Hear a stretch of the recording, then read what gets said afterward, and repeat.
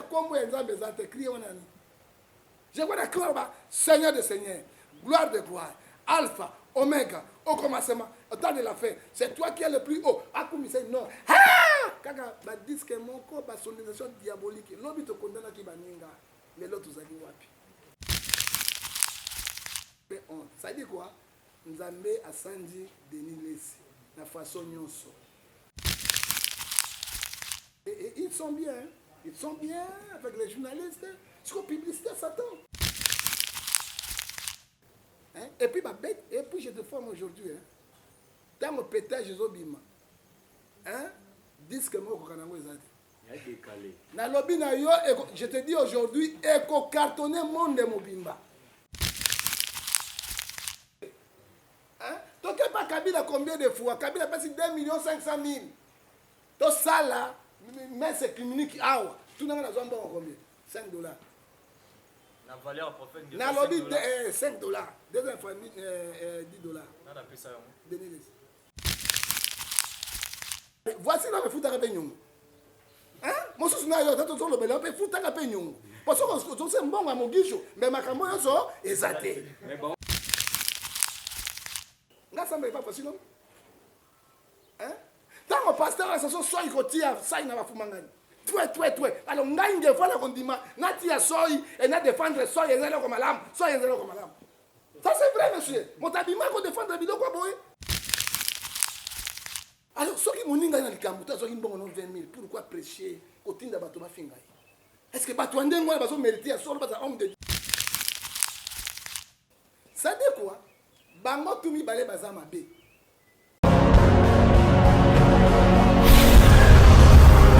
Correcteur News TV, Awande correction, Yaba News tout.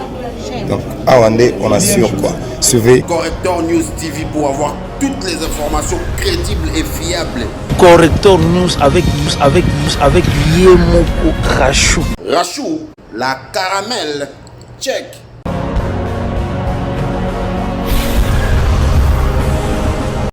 Merci beaucoup, amis internautes. Merci à tous les chevaliers et chevalières de la plume ici présents dans le cadre de cette grande émission Face à la presse qui est conçue par l'Association de presse en ligne du Congo, APELCO en sigle.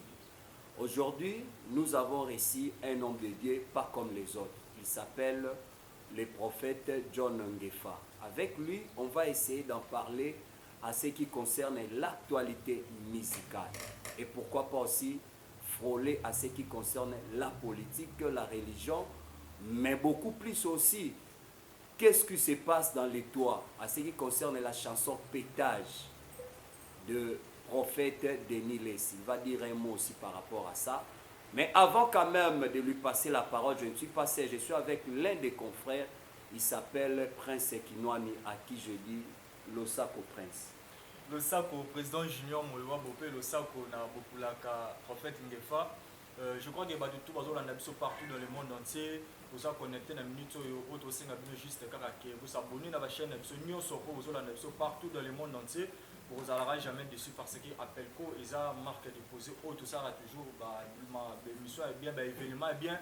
Pourquoi pas l'actualité, vous aurez toujours. Les autres, on a prophète Ngefa, Oyo.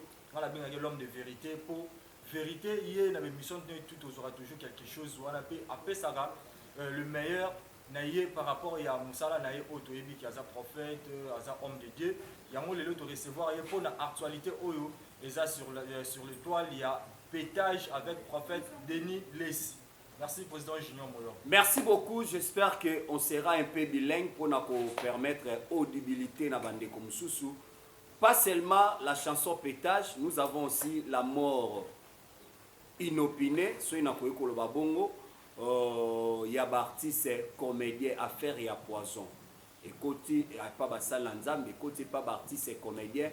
Et aussi prophète Ngefa au Nio Sobozanango comme question boyo quand on pas chevalier de la plume opposé l'un à l'autre ma question na bango à qui je salue déjà Losako prophète.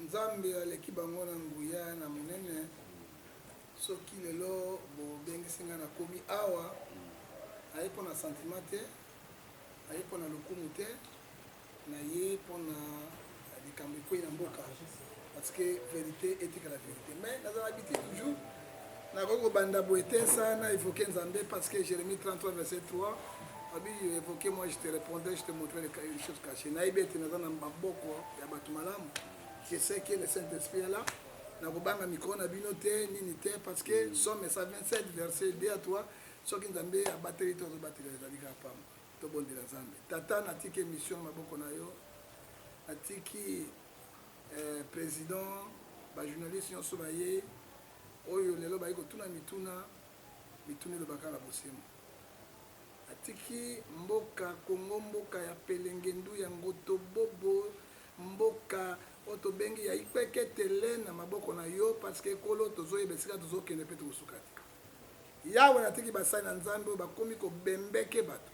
kobembe na kobembe Nzambe okutana na bango nayebi ete yo olobi na kati na mokanda na Deutéronome 29 les choses cachées sur l'internet il répète ce que les serviteurs totiki mpe badiaspora maboko na yo bango nde bapambolaka biso balesaka biso na Jérémie chapitre 12 verset 3 jebine seki te beniro eloko tomoni na badiaspora mwa maboko ekomi mwa makasi Nzambe beta mwa marto na misapi na bango efungwama mpo soki bango te biso tokobika te tata totiki basodo bazobuna este na maboko na yo mboka ya biso toyebi ete Romains 8:31 si bien pour nous esala contre nous toyebi ete elongo ezali banda na biso mpo sukisa na biso na kombo na tata mpe na mwana na molimo santu amen.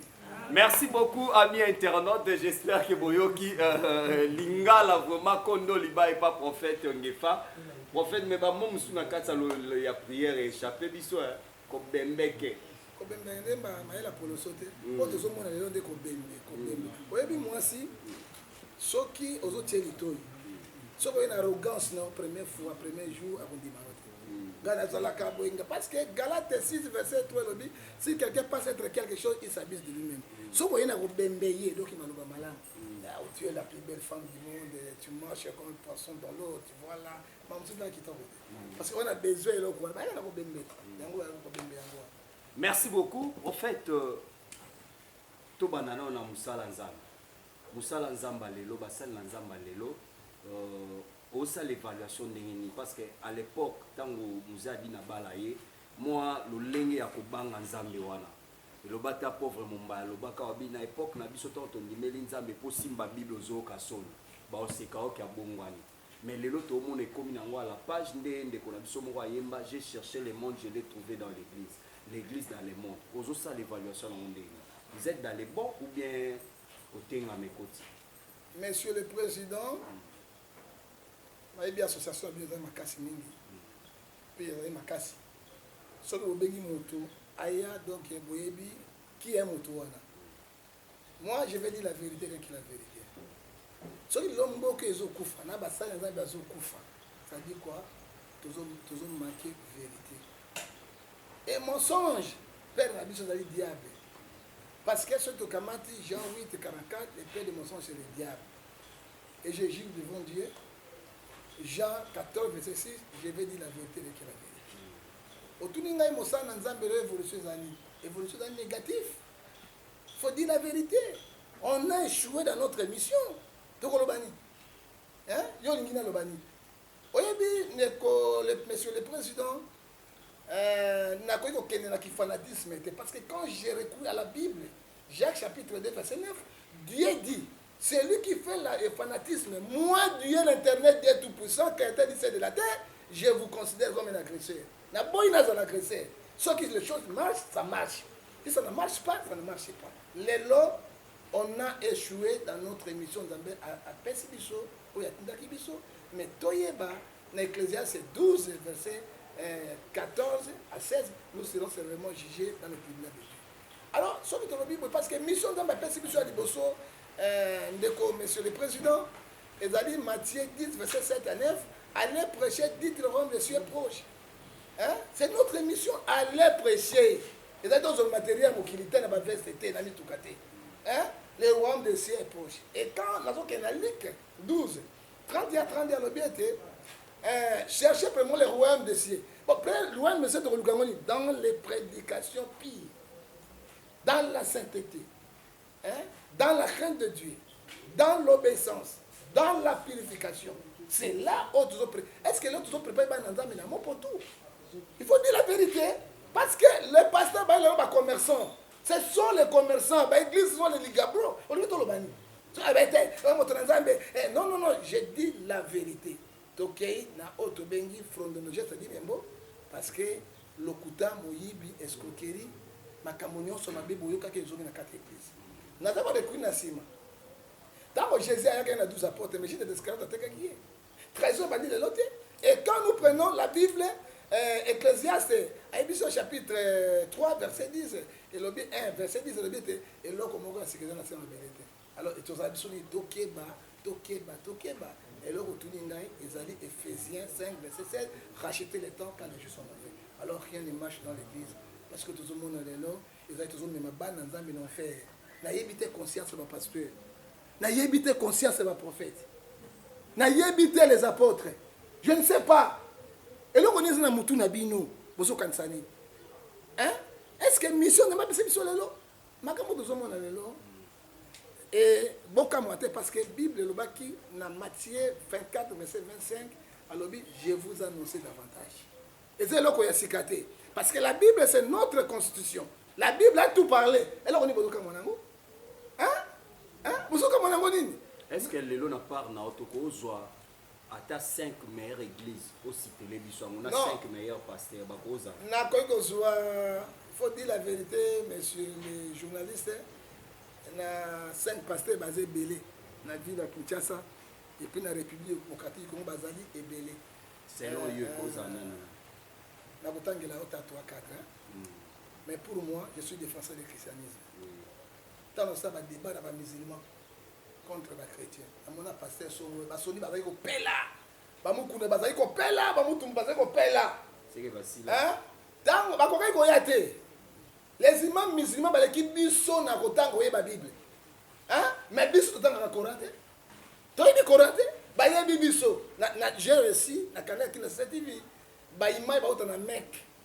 Bazota Arabie Saoudite partout. Au ça ba débat là-bas. Na mona ki bango ça dit quoi? Nzambe a dit c'est bango mon pépé. La question tout le monde, je peux dire, où il y a l'équipe moto azate. C'est Dieu lui-même qui connaît, parce que c'est lui qui sont les cœurs des hommes. Mais vous voyez, c'est ce que dit la Bible, Matthieu 7, verset 16. Vous les reconnaîtrez par leurs fruits. Alors, pour tout le monde, le meilleur des meilleurs, pour le moment, on a Roban Nzambe, c'est Papa Kelani Pata, c'est le père de l'église de l'éveil. La carte d'église de l'éveil, nous avons 3 fondateurs. C'est que les gens oublient. C'est Papa Kelani Pata qui reste en vie. Mose Adina Bala autaki Uganda na Tanzanie ayaki awa na Chuapa alandaki Mose Edina Bala Mose Papa Kelani. Vernon il vient en France à Brazzaville ba benki awa alandaki Papa Kelani na Mose. Oya sali Nzambe malamu oya sali Kades oya muso sali oya nani Vernon c'est équipe nini église na KDC asali yango. Edina Bala kufi. Edina Bala tika biso amour. À très bientôt cultiver. Na Vernon, donc cultiver les fruits de Saint-Esprit, Galates 5, verset 22, l'amour, la patience, la bienveillance. Dans mon sommet, mais tu as dit na musée, ou tu as dit papa qui l'a mis pas. Comme il y a une doctrine, on a il y a sainteté, la sanctification, l'obéissance. C'est lui le meilleur. Et pour Nangai, où il y a l'andi, c'est Docteur Jésus, ou Papa Barouti. Hein? C'est Papa Barouti qui est le meilleur du deuxième. Et Papa Barouti. Parce que ce Papa Barouti, il a mon inga. Il y a un génie qui a mon ce qui a mon Mosé, je te dis la vérité, monsieur. Hein? Non, non, non, non, non, non, non, non. C'est ce pétage, papa. On a tué un pétage, il m'a dit, papa. Ah, moi, c'est toi, lobby, Batomi, Balé, Barotam, Masuba, Kaniti. Non, non, non. Donc, ça, là, le comité n'a pas dit Wenge musique. Ok, il a dit Wenge musique. Oh, bah, il y a tout sanguin, tout sali. Mais il y a musique. Parce qu'on dit vérité, tout la vérité. Hein? Ils n'ont pas tout un personnage juridique. Hein? Tous ont combattre quelqu'un. Dans le salaire qui a monté, tous ceux qui n'ont pas quelqu'un. NRC. Hein? Tu peux combattre quelqu'un, tu peux bien ça. Et donc, on a NRC. Ça dit quoi? Église de réveil réformé au Congo. Mais est-ce que réformé en Guadeloupe? Ou bien Péningana pour le soir? Oh, il y a une église, il y a une église, il y a une église. Tu sangani, tant que tu sangani yango, tu sali, tu bien yango, confession religieuse. Pour tous les Mikanda, c'est Kabila le fils moto apesaki biso mikanda wana mais toyeba ete nous sommes même niveau catholique protestant qui bangise nyonso tozali niveau moko eleki moninga ezali eza te moto abimisaki lide na ye non oyo aye ale makaba ye nani aye basangani la force na bango ntango bapanze. Merci beaucoup l'homme de Dieu.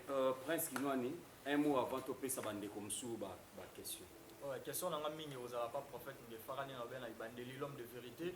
Le prophète Ngefa dernièrement la salle qui émission na maman Jeannette, je crois que YBP na PC mbote place à Sali. Émission la salle qui na yé a parlé qui peut sur yo na kati a tchaki témoin ya ba makambu mo be o ya arrivé là qui. Mais ils en a ba commentaire bandeko mosusu ba yozo pese exemple ya prophète Ngefa. Bango déjà balongwa libanda ma mwanzambe. Do balongwa déjà na kati ya mwanzambe ba koma da libanda. Éviter yo mo peso yo karango soko yo kango te soki mutabi que prophète Ngefa za rasul serviteur de Dieu pour s'adresser ni na batwa. Qu'est-ce que vous voulez mes chers frères? Est-ce que moi na Congo mon ta défendre le christianisme voilà? Tant que l'anglais mon doit défendre le christianisme. Frère, j'ai eu des imams qui venaient en Arabie Saoudite avec beaucoup d'argent. Tant on a ni camion ni moto ni quoi. Alors but auto soyo to kende comme imam radical. Pour ça, là, 6 mois, moi, si je n'ai pas en Arabie Saoudite avec une source, un bon j'ai refusé. Hein? Bon, tu n'as quelqu'un qui a profité. Dans un bandal, on a. Tu as quelqu'un qui a attendu un bourreau avec grand enveloppe et un bon goût. Si je n'ai pas eu ça, je n'ai pas eu ça. Hein? Ngefa bima na makambo ya nzambe. So ngefa bima makambo ya nzambe na ko défendre le christianisme te. Je vais aller à la corruption. Ça n'a pas bon. Mais moi j'ai refusé l'argent. Hein? So que la bima na makambo ya nzambe na ko défendre vérité te. So que la bima na makambo ya nzambe na ko loba moto songolo te parce que nous sommes les mêmes oiseaux des mêmes plumages. Qu'est-ce que vous voulez que ngefa bima monsieur? Hein? So la bima l'église a somme mawa donner simouké. Et je ne le ferai plus parce que je vois l'internet qui m'appelle. Monsieur. Hein? Donc, pas Kabila combien de fois? Kabila passe 2 500 000. Donc, ça là, mais c'est clinique. Ah, tout le monde a combien? 5 $. La valeur prophète de 5 $. Deuxième fois, 10 $.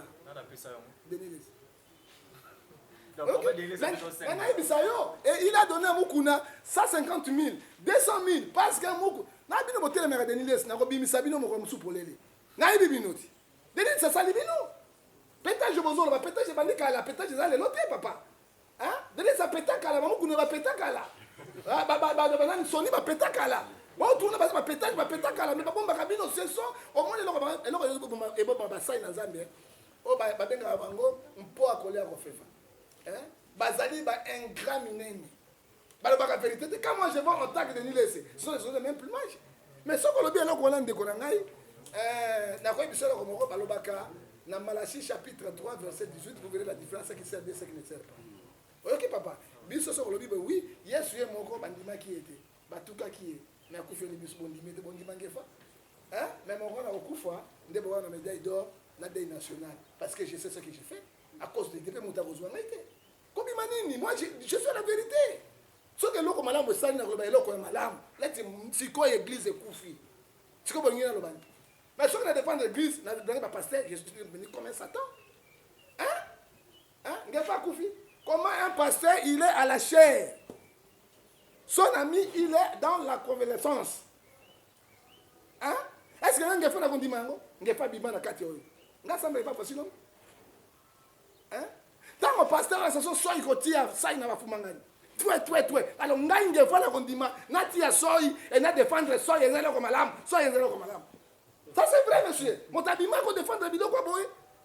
Hein? Mon to ya bimine mon sa nzambe, mais c'est Osée 4 verset 6. Mon peuple périt par manque de connaissance. Mon to ya bimine qu'on bidon qu'on dengo. Tu sais combien de risques avant na pas na bino. Ba tunanga ba ça si on a qui a kala, on va ngali se kolonga likofi. Hein? Nous sommes en ce Colombo, on est toujours en danger. Hein? Il y a Galates 6, verset 16, 4, c'est-à-dire à cause de la vérité, je suis devenu votre ennemi. Nous sommes ennemis à mon tour, sur les lots. Parce que nous sommes dénoncés, nous sommes en courage à vous ça, la volonté. C'est Saint-Esprit à monsieur. Hein? C'est comme on t'a mis l'église en Zambie. Hein? Voici l'homme. Tongi Sambongo la biso. Il y a une maman de Moluba. Et tu blablabla. Et tu blablabla. Son ami Moluba. Son banque sabat. Est-ce que nous avons bâti des na haine? Galates 5, verset 19. Les œuvres de la chair sont manifestées. La haine, la jalousie. Hein? Alors, ceux qui m'ont dit dans le Kambuta, ceux qui m'ont dit 20 000, pourquoi prêcher au Tinda Batoma Fingaï? Est-ce que Batouandé, moi, ils ont mérité à solo parce que homme de Dieu? On a fait bima. Kaboni deka, bamsuba ki mupanza mukuna ndeti baraka mogijo bako sala front. Parce que yo ye mupanza voici l'homme. Voici l'homme. Nako bisolo komoko. Matthieu 7, 16 et lobby. Beaucoup de gens ont mis ça dans la banque. Hypocrisie dans le sang des amabi. Il faut que vous soyez clair. Linga, moi si, oh ya lobaka minga. Que moi si, oh lobaka te. Alors, il bombe de Linga, mon bal ya lobaka minga. Alors, on va couler dans l'examen, ils vont soigner. Et si, il me bombe à la montée, on va lire à Yombo. C'est comme une Ngefa. Faut dire la vérité. Likambo ya voici l'homme. Et likambo, oyo se roleka. Il y a Kati, il y a Papa Nabiso, Oyo Ndeko, Oyo Mogisho. Ça dit quoi? Bango Toumi Balé Bazama B. Il faut dans l'église au milieu du village. Sauf que l'on Sungo est peli, donc, Badang sagesse, Badang Yamou, Badang Ibéfiance. Tant que personne qui mbongo na bango ya signal, peuple est quitté, Batouba est quitté. Pourquoi attaquer nous les hommes de Dieu, messieurs? On va recourir à la parole de Dieu. La parole de Dieu a tout parlé. On va prendre Matthieu 18, verset 20. Ceux qui m'ont dit que péché, bien que vous soyez bali. Ceux qui s'imitaient, bimisa batomi bali. Non, on ne blague pas avec la santé. Nous avons pas si moto, sagesse, science, intelligence. Abaxi corps, âme, esprit, tout bâti. Parce que quand tu prêches, vous avez meilleur moto à t'écarter. Quand le santé m'a bien, quand dans la conférence de sang, son côté au quand moi je vois, voici l'homme, avec barbe de moko, à moi pembe, moi teinture, chocolat, avec sa petite lunette là, quand il prêche aux Okabiloko. Mais quand je vois voici l'homme prêche, maintenant ma tout est quitté. C'est du poisson. C'est comme on dit, qu'est-ce que vous voulez? Amos 3, verset 7, Dieu ne fait rien sans toutefois donner ce qu'il a de serviteurs. Mais l'homme est malade. L'homme est malade. Est-ce que c'est le moment? Mon inga n'a pas si. Il y a votre qui s'est mon bout à dire, on m'a poignardé sur les deux. Qu'est-ce que vous voulez que voici l'homme dit? Et puis, il y a mis balai. Voici l'homme et foutre à peignon. Mon sous n'a pas de le bel homme et foutre à peignon. Parce que c'est bon à mon guichot. Mais ma camogne sort exaté. Mais bon, on va $6 000 mon guichot. Non, à ça que ma avocat, j'ai jamais trouvé ma maman 6 000, 12 000, 22 000, 20 000. Alors, nous avons la parole du Seigneur. Exode verset 20, verset 16. Tu ne porteras pas de faux témoins, je vais te reprocher. Est-ce que réellement? Mon guichot appelle ça 20 000, appelle ça 6 000, appelle ça con. Mon toit est bien, mon ami. Mais elle a autorisé le babou. Même 6 000, 20 000. On a le bibou. Ce qui est pour te sauver, corps de Christ. Ce qui a beaucoup de moteur, donc ça mobilisation chaque église. Et puis nous s'attend $20, $20. Tous les années, à peu près 24 000 églises dans Kinshasa. L'église de réveil. Tout fout un bon à mon guichot. Mais ils ont beaucoup d'argent.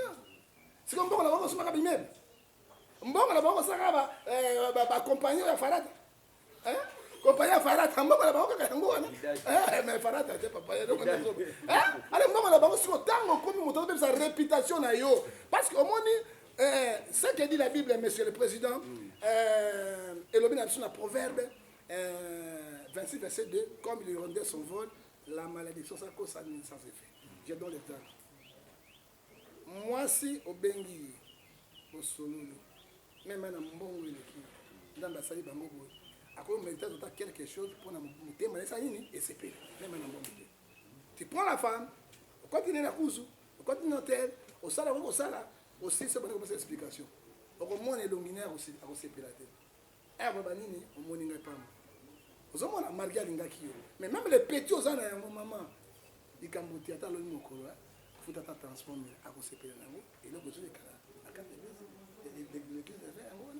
ça dit quoi? Et là, quand ils ont touché mon guichoté, ils ont touché voici l'homme, ça touche le corps de Christ. Ils ont touché le corps de Christ, c'est mon bimbe, ils ont touché Yango. Moi, en tant qu'homme de Dieu, je prends Ephésiens 5, verset 11, nous sommes condamnés. Et puis, vous êtes président dans la 4. Vous êtes président dans la 4. C'est quoi, la Bible, nous dit dans Philippiens chapitre 3, verset 17 à 19, soyez les imitateurs de Christ. Est-ce que nous avons fini ça, Jésus, ou bien nous avons Jésus? Et pour moi, monsieur le président, désolé. Oui. Merci beaucoup. Na mituna na très capital. Na kasi tango na bandi na bandeko na lobi pe likambo.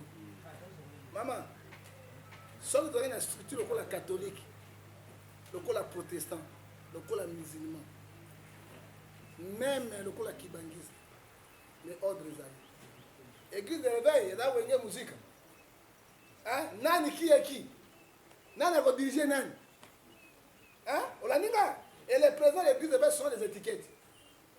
Est-ce que Dodo Kamba a besoin de temps où il a influencé Sony ou bien Mouton?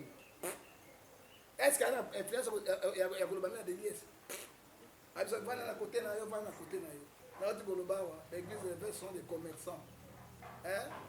Baba boutique ba commerçant, Nzambe abengi bango te. Pour ceux qui Nzambe abengaki bango ya solo, église comme une crise. Qu'est-ce qu'il faut faire? Il faut ça là.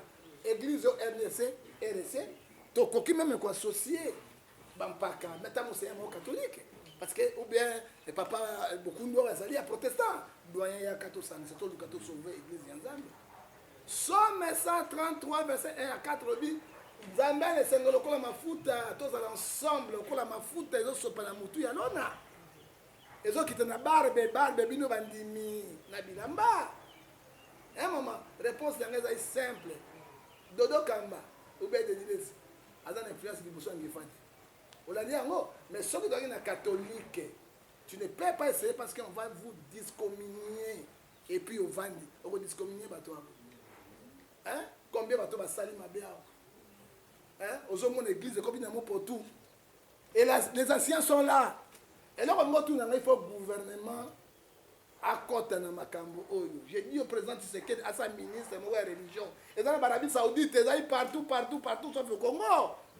Ministre titulaire à Zalaka. Parce que Batouana, au Salimbeba, je te donne l'exemple bien. Consultation prophétique $200. Et les gens, qui ont payé $200. Combien les offres, les veuves, Bazali, Awa, Bitumba, combien? Batonde, on ministre au Kangabango. Biso ba colonel armée wana to kamati yo to fungoli mokanda na Nzambe to tangi na Hébreu 12 verset 6 mwana na zoba e ko ko doit fimbo ko beta na masoko na ye. Mais c'est la parole de Dieu, c'est la parole du Seigneur, ce n'est pas Ngefa qui dit. So, les gens ne parviennent pas à comprendre Ngefa na za mongala na botami na Kinshasa te na botami na Mbandaka. Il faut les gens va comprendre nga. Hein? Nako balingala oza ozino wa bana kin mais na boti bana ngalo to kinsa ba kinwa mais ngala za Mbandake na comprendre yango tango Bible obi tala oyebi na Somalie 4 mibali ba violer moi na moi si jeune moi 19 ans tango ba violer bango ba kei papa ba ki osamba mama soki ba sanction sévère les ans ba sai na Nzambe te on va provoquer la rébellion ici ba sa en église te Kabila a échoué à cause de l'émotion à cause des églises. Mais Kabila a le pouvoir. Tant que le parti politique est Kabila n'a pas de. Mais je vous donne l'exemple. Ah, on a 4 ya Ouattara, la Côte d'Ivoire, deuxième mandat, abriqué troisième mandat, ça c'est ni. Et là on a Kabila pour aussi faire ici. Ça que Simba qui était Banjungue Betamaki, église Télémaki, hein, va prier Salemaki et Bukaki. On est blanc qui part avec la prière. Tant qu'on va violer ici, par contre au Catalikambo. La famille vend, non. Juge à moi ça, il faut que ça m'embellit, il y a avec papa ya kaya. Donc on a calé ça dans la Simbi Fumangani, pas à Kati Fumangani, on va la Simbi sur les joies. À Kati, et les gars dans Somalie. Mais maintenant, acte on est salemi, puis attendez, on a Katakora. Bismillah, hila. Osoka, tu crois attendre parce que, oh, il y a des constitutions, oh, yo, biso, tozo landé na yamo. Et tant que ça yango, atindi ba mexel. Bon soin bango ndenge na zo biso bango 3 mibali on atikala sa fumanga c'est que te mibali mosusu viol alors impunité dans le Congo na niveau yonso impunité dans le niveau yonso et puis église il faut savoir que c'est la spiritualité qui domine le physique. Alors, spiritualité, c'est que baby, physique, baby. On se remonte, ça dit quoi? Bah, une influence. Et ça, c'est un asikoyo, bah, pas qu'à mboka. Bah, sanga, na leader, il y a l'église.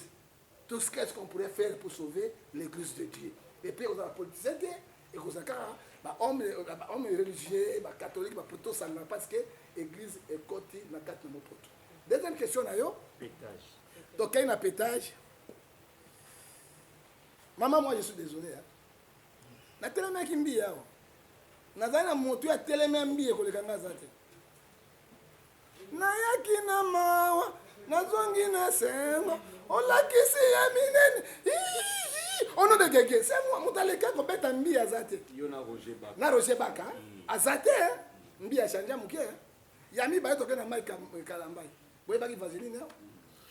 Liboso, nasima vaseline. Boye bien mo ba vaseline. Boye motaleki nga azate. Nyonso wana ezalaki nini? To sauver le corps de Christ. Bato balemba te, bato balembaki. Bato balembaki. Mon frère, mon président, abimisi nzembo ya pétage. Ça dit quoi? Quand quelqu'un ne marche pas conformément à la parole de Dieu, Dieu va vous vomir. Et la Bible me dit, après ces 3 versets 14 à 15, tu n'es ni froid ni bouillon. Ni bouillon ni froid. Moi, Dieu, je vous nourris de ma bouche. Dans mon Zambie à Sanji Bango, à côté de Kabino, on a Deutéronome 28, verset 28, esprit d'égarement. Et dans cet esprit d'égarement, personne ne peut te sauver. Ce que nous voyons aujourd'hui, c'est l'Apocalypse. Un passage qui a pétage. Et puis, je te forme aujourd'hui.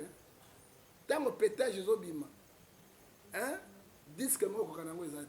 Ya décalé. Na lobi na yo je te dis aujourd'hui eko cartonner monde mobimba. Pourquoi? C'est Jacques chapitre 3 verset 14 à 15. Cette intelligence ne vient point si très haut, il est physique, charnel et diabolique. Ça dit quoi? Comment un homme de Dieu na crié beti wana otuninga kombo nzambe ezate crié wana. Je vois la Seigneur de Seigneur, gloire de gloire. Alpha, Oméga, au commencement, au temps de la fin, c'est toi qui es le plus haut. Akumise non. Kaka ba disque mon corps, ba sonorisation diabolique. L'homme te condamne qui baninga, les autres zali wapi. C'est ça le problème. Les autres condamnent l'homme baninga, les autres zali wapi. Ça me fait honte. Ça dit quoi? Nzambe asandi Denis Lesi, la façon nyonso. Et puis bino bato boza simanayi. Bozo participer katinayi. 2 Jean, chapitre 1, à l'objet 11, ceux qui ont payé cet embotte à Pam, ou le bêta pétage à Pam, ils ont été participé dans ma bénaïe. Nzambe a bomi Moïse, a kobi qui s'amototé. Les dieux que nous servons, Azan Nzambe a blague été. Et Romains 6, 23, les salis péchés, c'est la mort. Pour moi, n'a pas dit Mabilo qu'on a été, et ils sont bien. Ils sont bien avec les journalistes. Ce qu'on publicité à Satan. Qu'est-ce que vous faites maintenant, vous les journalistes? Featuring, ils ont la casse, pas ça, featuring, na bébé Bouchou. Bon, c'est bon. C'est bon, c'est Bible, c'est... Ma première question qui est, étant homme de Dieu, l'escromion, il y a pasteur François Mutombo. Étant homme de Dieu, nous avons des l'escromion, on a par rapport à des bascules qui sont dans la communauté, il y a ACK. Et puis ma deuxième question, il y a pétage. Quelle différence on peut faire entre de l'île Sina inosbi ou babeti faux jazz na banguna non inosbi abeti afro congo de l'île abeti afro pétage. Quelle différence pour ça entre de l'île na inosbi? Bon maman merci mingi parce que ça répond à qui yango na bana de l'île Denis a vu c'est le wasikaté. Azuka bakamba fali ba inosbi asangisi yango. Maman asangisi yango. Soki aimbaki makambo ya Nzambe. Mbamba Nzambe na bomo. Le coup de Nzambe. C'est Somme 150 verset 6. Tout ce qui est écrit sur l'internet. Alandi nzela na ye. Ça dit quoi? Denis les Saza a bisoté. Yango n'a pas si confié l'homme des raisons. Malgré tout tellement confié l'homme idée. Na tellement qui est pas. Non, on ne touche pas les lois de Dieu. Somme 105 verset 15. Ala na musala na mais atika biso moto to bumela bango. Maman, mais okota makama zote biso okota makama na bango te. Et ça dit quoi? Je me suis confié à Bissabi sur le lobby. Ce qui se passait, Moïse Kalambaï, Moïse Mbiye, Kalambaï, comment? Moïse Mbiye, homme de Dieu. Homme de Dieu. Kofi Motamokiri, Motapelenge, lui a fondé le geste de Memo. Si on dégaine mon geste de Memo, à Katakati Nabango. Nakolanda, Kofi, on a mis à Bimetosaka, logement. Mais on a le bani. Hein? Tant qu'on confie sur le Babylone, côté Moussa a raison. Mais Atia peut Moussa homme de Dieu, parce que Zacharie chapitre 2, verset 8. Ce qu'on a mis au Wali sur le Mumba. Dieu est capable de le mouton, tous les bandits, attirer les bandits, qu'on voit sur les marathés. Nous avons hein? Token a mis balé, maman? C'est la jalousie. Ezali jalousie. Il faut discriminer Kaka Moutombo. Moutombo, silence n'est pas bombe retardée, mes frères. Mutombo ayebi poto ezali na bapare ndenge nyonso ya kodetete. Mutombo savent qu'il était empoisonné. Poison ngoluti wapi epa ya bango. Mama eloko nyongo zoloba. Amos c'est 3 trop lobi bato ba botango so ba yokanite. Tango ba ke babike monsieur président nga tanga poison. Mais nako ndima micro na été. Nako benga pe été nako pinide na calme. C'est pour cela la Bible me dit Exode 14 verset 13 à 14 les Égyptiens que vous ne voyez plus. Restez calme, l'Éternel combattra pour vous. Calme, naïe. Aïe, bien. On y a qui dit que na poison, il y a ben nabino. Il y a mis balé. On dit combien moko. Mutombo à se préparer qui est loco. Ça dit quoi? Philippiens, Abia 5 verset 14. Toi qui dois réveiller toi. Donc comment dans Josué chapitre 1 verset 8 à 9. Que cet livre de la loi ne se loin point de ta bouche. Médite les nuits et jours. Et puis, lève-toi, prends courage. Mutombo, c'est un grand courageux. Il savait ma caméra au salem. Et là, quand on Mutombo, il y a une élévation. Mais qu'est-ce que dit la Bible, ma chère? Ésaïe 52, verset 13. Mon serviteur prospéra, il m'a dit c'est très haut. C'est Dieu qui élève les gens. Bolinginini. Toi, tu as Bakanjaku. Bolinginini. C'est là, Oyo, Ene Kotaki, dans Galate 5, verset 19. Mon inquiété, Mutombo. Amos c'est 3, c'est le but. Dieu ne fait rien sans toutefois regarder ses serviteurs. Hein? Allah qui s'y ango, si quoi l'inga qui n'y. Moutombo, ami benda qui n'a silence. Lélo, je te donne l'exemple, maman. Que son âme repose en paix, de fait, tu sais qu'il dit, Moulumba. Il fit parlementaire, Nathan Mobutu, Azalaki ministre, Azalaki premier ministre, tout cela, jusqu'à la vie, il a commis président. Lelo moi nanaye lelo tu le comme président de la République. Mais so tu là papa qui azaki na vie et vous a honneur naye. Ezali honneur naye, na ko combattre mbumwe bibi na nzoto na ngai te. Na ko zana bolingo. Na ko za jalousie te, lokola Judas d'Iscariote, 1 Jean chapitre 3 verset 8 à 9. Ne ressemblait pas à Caïn qui a tué son frère. Makila mutombo bosimbi yango. Apocalypse 3, verset 10. Bosimbi makila mutombo. Ça crie devant l'Éternel, ma frère. Tant que mutombo est là. Mutombo est tout là. Nini, quelle est la guerre? Hein? Quelle est la guerre? Bimisa. Santé n'est pas malamouté. Mais biso na John, pourquoi pleurer? Hein? Moi, pour te côté 4 naïe. Yombe côté 4 naïe. Mobutu allait là devant Kabila le père. Kabila parce que ni santé. Non, trahison, c'est là qui me mouton bazana atika kolela. Ça dit quoi? Discommunication na yo ba discommunier ça dit faux. Et archi faux, c'est la haine. Je t'informe aujourd'hui. Yo discommunier les lois mutombo que nous ne refusons pas. Philippiens chapitre 2 verset 21. Ce sont les gens qui cherchent leur propre intérêt. Hein? Il savait.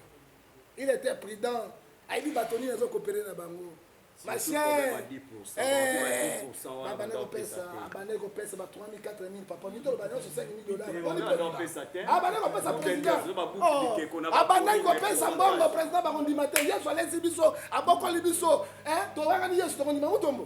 moi je ne suis pas pour Mutombo, c'est ça le problème, c'est la haine.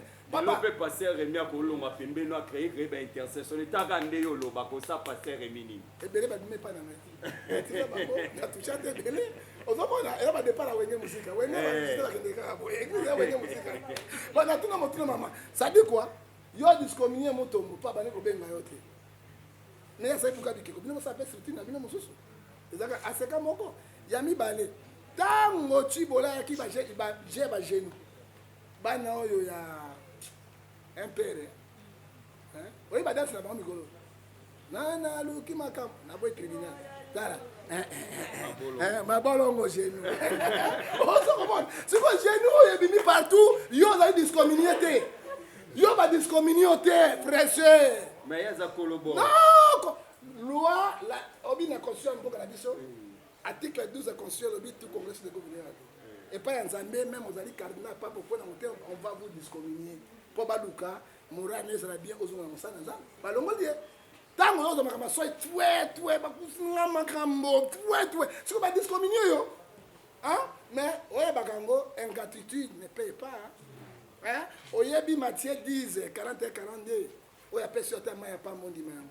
évêque na prisonnier na simbaka seka c'était mutombo et les lois évêque il est mon peuple makala makasi ya seka c'est mutombo les lois qui pour vous informer mutombo akei na 10 pasteurs bazolo ma chaque jour na seka et apesi de akombo na lobby akei na communauté évangélique non ya yesa bandakala parce que nous allons mais azali a sauté mais ngana azali na AJV mais azali na carte NRC hein na za association na makambo na ngai mais azali na carte NRC ozomona de là départ 10 pasteurs bakei na kwa bisayo 2023 à ce que ko yotika oya et pour NRC yopi il y a une autorité morale fait avec tout ce qu'il a fait bon excommunier était bon luka ba excommunier muto c'est quoi problème ya biso tuni mutuna bien monsieur le président mutu wana zali malin plus que les démons nani et béni les tozana mikanda zali président en vie ezali ni soki ya kufite akoyi kolongwa te tandis que na NRC mais je te dis la vérité na NRC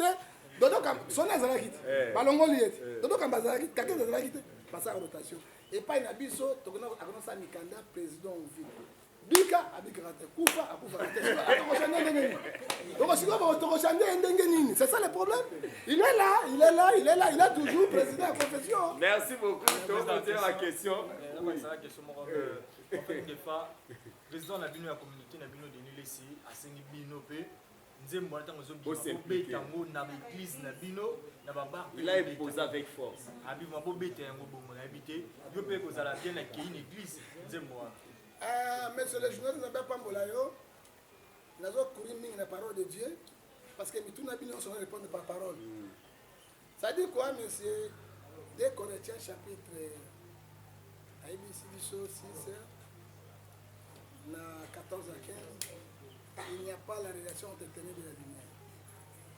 Est-ce que vous avez un pétage? Ce qui peuple est en ignorance. Nazo bisabine lo komoko. C'est ici, il y a tant de la fin de ce kokisano. 12 signes au zodiaque, il y a des démons. Pour na kokonza mokili et kokisano. Il faut faire beaucoup d'attention à tous les mouvements. On a dit 1 Jean chapitre 5 verset 19, nous sommes les enfants de Dieu, il faut savoir que le monde entier soit poussé du diable. Est-ce que vous avez tout un tatouage déjà vous avez un empire, il y a Satan, vous comprenez? Tous les montants de tatouage. Pardon, il y a papa tout, il faut aller pour ça, ni sincère, hein papa? Mon tour à ce tatouage, il y a Lyon. Au moins, mon tour est à Lyon. Moi si sirène na sali boy okomona mwasi wana molaso ya leta bakata njoloko azana mikanda ya leta azawa papa pourquoi esprit wana e commandé monsieur kabele nyonso bino botala ka original nazo kwata na motuna na otuna ki hein ça vient dans le monde éternel mundelo bakati e kabele akufa mosona bomogo ebi bizaleli naye hein on donne ce qu'on a. Tango yo lati avec l'esprit ba sirène o memi yango. Est-ce que bato ba yebango? Ro na biso na pasteur to kebisa bato parce que mabe ezali biso. Pétage bato to ba bina pétage j'ai ya maboma. Pétage ya bato mitu esa la kate. Péter les plans. Péter les choses mitu na bango ya eza biloko ya maboma. Eza biloko ya bato ya fou. Ya biloko ba détraquer mental. Tala geste à liboso soki moto abelaki liboma traitement NCP soki liboma esili natika na bagrimace omonaka ye moko avandi kaka bon aza pete manda aza pete ozomona to biloko ne yaka. Alors, nos pétages sont des gens que les caboches ne marchent pas. Hein? Les caboches est foutu. Il est dans le... a commis des gens dans l'esprit à des démons. Eh bien, quelle danse hein?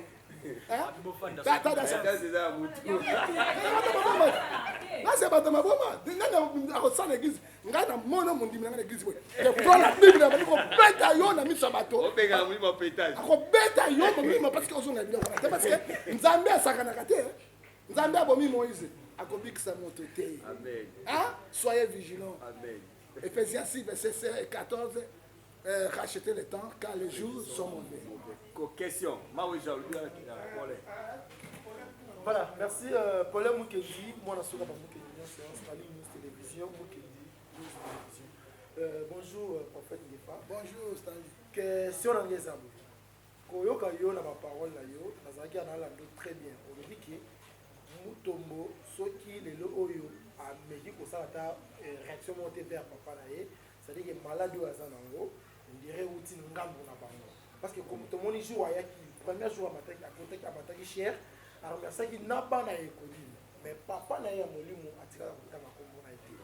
Ingatutu doit na yangote créer pe cause ya ko benga na l'église. Deuxième question. Église et sa communauté. Yépe akenda kuna le rôle baoté ya mais passer à communauté moi tika loté até. Na habité place wana.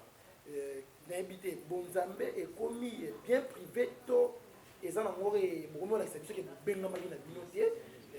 Oyo pitu mo za baiki to komona bizali na bino o mona exception lelo et puis tu m'as donné. Oui, oui, j'ai une église à pomper pasteur. Tout pasteur, pasteur. Il y a un moment où il y a des dégâts au salle, parce que bazali appelé. Oui, pasteur, pasteur, pasteur. Il y a un moment où il faut appeler. Papa, mon tour est très capital. Oui, Matthieu 10, verset 15 à 16. Je vous envoie les brebis au milieu de loups, soyez prudents comme les serpents. On l'a dit en haut. Les choses sont claires. Moi, je suis dans la salle de cours eschatologie. J'ai fait aussi l'anthropologie. Qu'est-ce que signifie l'anthropologie, l'étude de l'homme? La prophétie, vous appelez ça la bateau, et ça a il vous étudie comme ça. Hein? Sur votre frère. Au nom de Dieu, dans le monde, il y a 5 $, la pochette, 10 $, dans la montée. Dans ce point, la montée. Ça, c'est la prophétie. Non? Parce que l'étude, on a un bon gentil. Ça, ce n'est pas la prophétie. La prophétie, vous sautez la carte, vous avez un moté. Hein? Vous avez étudié la psychologie de l'olobi. Ça dit quoi? Moutombo, c'est intellectuel. Si vous avez une réaction à Moutombo, vous avez une Matthieu 10, verset 15 à 16. Malade à Moutombo, aïe, sécurité. Et puis même à l'audience publiquement, parce que mes contactements n'ont pas ça. Hein? Qui a trahi Jésus, qui l'a vendu? C'est son frère Judas l'Iscariote. Mais il y a un moyen de bisou. Mais il y a un Gide. Kaka moi si ya botayote. Sali moi si ya botio. Au kabingai. Kaka moi c'est Isaïe Bilakeli. Gide allait dire bon. Attention à la vie, ma chère. Hein? Attention à la vie. Ce qui est au moins moi si vous avez pour résister. Ça là, à moi c'est toi, des hommes, les marches, c'était ensemble. Ben dans la nayo. Ça va résister du moyen. Et là, tu vas te faire pour nous. Parce que l'imprudence. Hein? Parce que l'imprudence. L'imprudence, c'est la bango. Hein? Yé, aïe, koli, et zali na yango. Et là, moi aussi, on a sali yango à se préparer qui déjà. Communauté, ils ont son ACK, l'enga dans la NRC, dans la SJV, dans la Bopito, dans la ça n'a rien à voir avec yango. Et avec quelqu'un dans la RLC, dans la Bopito, dans la école, ça n'a rien à voir avec yango. Ça dit quoi? Dans la prudence, la carte de vie. Hein? Et là, on a appelé ça de merci beaucoup, j'ai donné.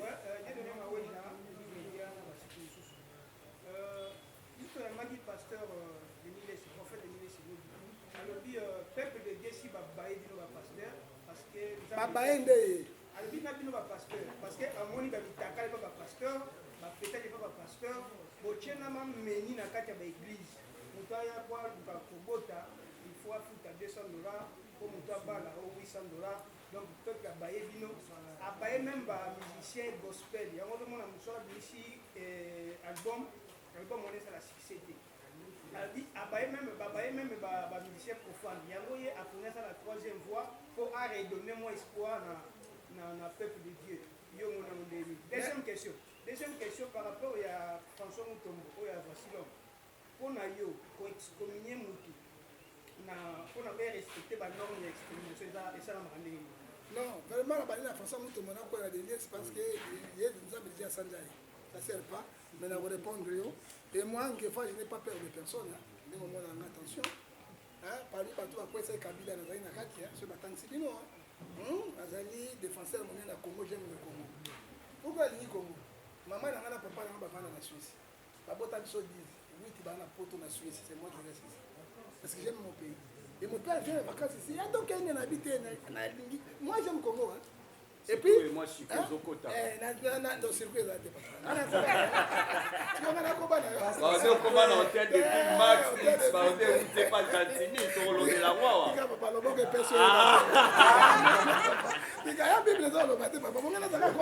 Tu comprends ça?